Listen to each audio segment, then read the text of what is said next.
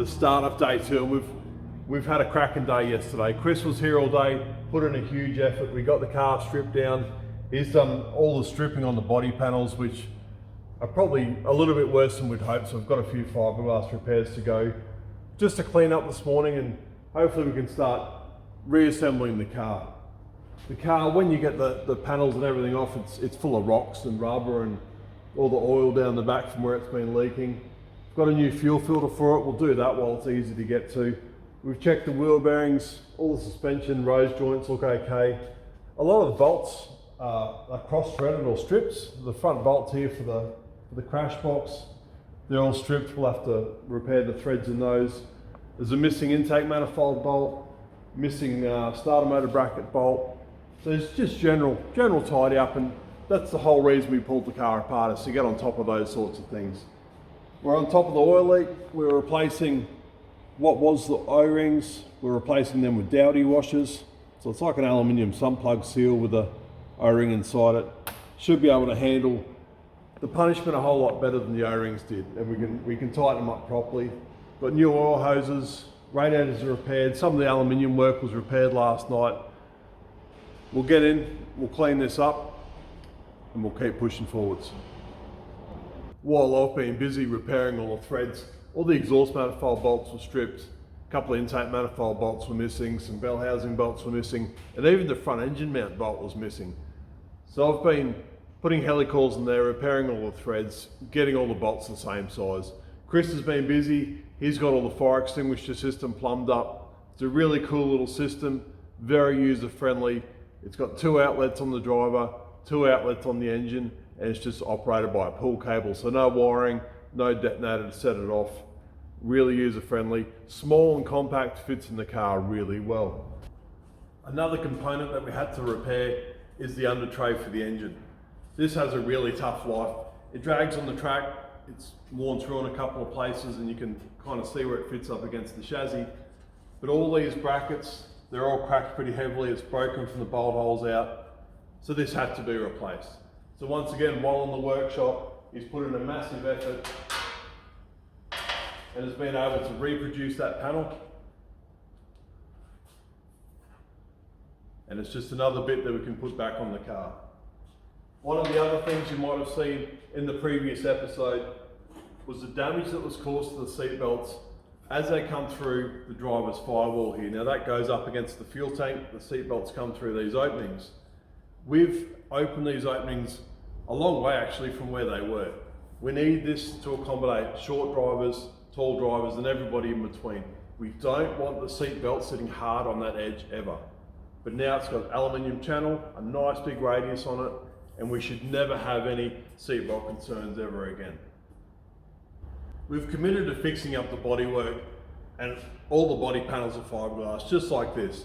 As you can see, front corners hanging off, brakes, cracks, and a lot of damage. This sits in the side here, and that is the level of the floor. So should the car go off the track, that bottom edge is damaged almost every time.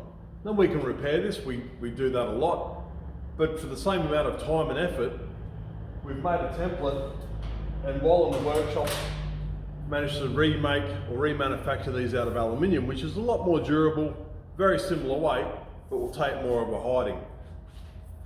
Nice bead roll on the edge there, so they'll fit as the fiberglass panels did, but should look a whole lot better for a whole lot longer. Some more of the parts that Wal's worked his magic on. These. Now these fit on the side of the main body.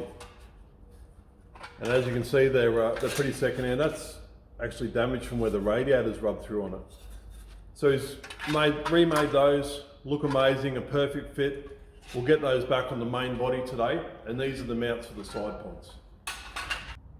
We've just finished the fiberglass repairs on the side pods, and they've got a pretty tough life. You know, they get dragged around the track and smashed into stuff, and these holes here actually where the radiator is worn through on both sides. So the radiators aren't normally mounted in these cars, they just sort of float around in the side pods, and they've actually worn all the way through the fiberglass. The front edges have been repaired, all the stone chips and damage, and also under the side pods themselves that had a pretty hard life.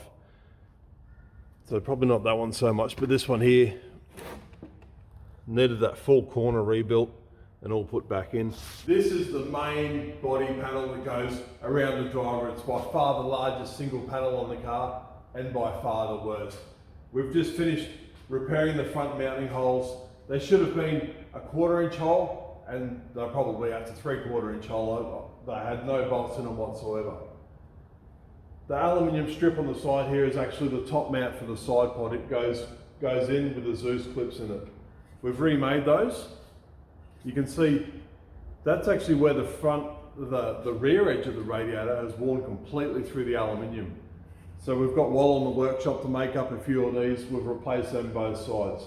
The other mounting point for this panel is along the lower edge, and you can see quite clearly the bolt holes are completely ripped out of the fiberglass. So there's nothing holding this panel on except gravity.